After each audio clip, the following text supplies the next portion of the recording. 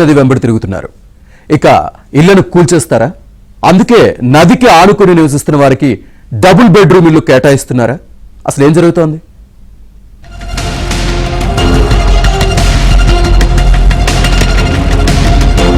ఇప్పుడు హైడ్రా దృష్టి మూసీ నది ప్రక్షాళనపై పడింది.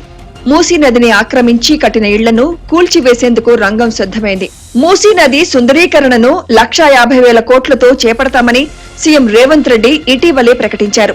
అందుకు తగ్గట్లే అడుగులు పడుతున్నాయి. మూసీ నది పక్కనున్న ఇళ్లు, దుకాణాల వివరాలను అధికారులు సేకరిస్తున్నారు. నిర్వాసితులకు 2 పడక గదుల ఇళ్లు ఇచ్చేందుకు రాష్ట్ర ప్రభుత్వం సిద్ధమవుతోంది. మొత్తం 16,000 ఇళ్లను నిర్వాసితులకు ఇవ్వాలని రాష్ట్ర ప్రభుత్వం నిర్ణయించింది. రెవెన్యూ అధికారులు మూసీ బఫర్ జోన్ లో 15,000 నిర్మాణాలను గుర్తించారు.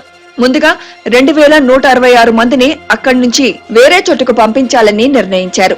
అత్తాపూర్ ప్రాంతాల్లో పరిశీలనలు పూర్తయ్యాయి.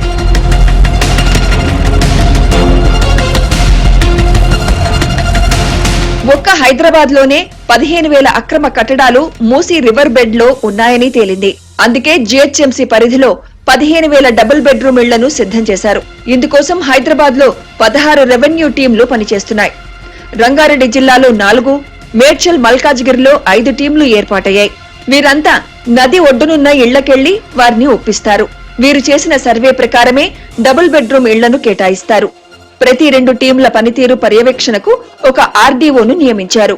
హైదరాబాద్ లోని అంబర్పేట, ఆసిఫ్ నగర్, బహదూర్పుర, చార్మినార్, గోల్కొండ, హిమాయత్ నగర్, నాంపల్లి, సైదాబాద్, మేడ్చల్, ఘట్కేసర్, మేడిపల్లి, ఉప్పల్, గండిపేట, రాజేంద్ర నగర్ ప్రాంతాల్లో మూసీ నదిని ఆక్రమించి ఇళ్లు కట్టినట్లు గుర్తించారు.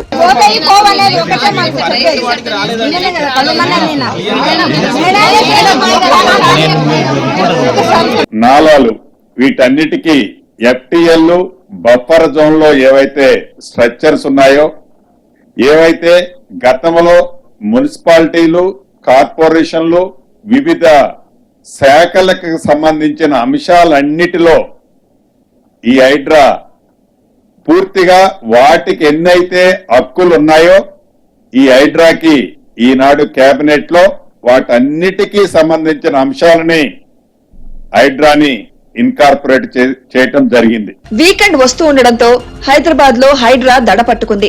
ఇప్పటికే హైడ్రా టార్గెట్లు ఫిక్స్ చేసుకుంది. గోల్నాక, చాదర్ఘాట్, ముసారాంబాగ్, మూసీ ఆక్రమణల కూల్చివేతలకు రంగం సిద్ధమైంది. ఇక్కడ 1,350 మందికి హైడ్రా నోటీసులు ఇచ్చింది. ఇప్పటికే ఎఫ్టీఎల్ బఫర్ జోన్ లో ఇళ్లను హైడ్రా మార్కింగ్ చేసింది.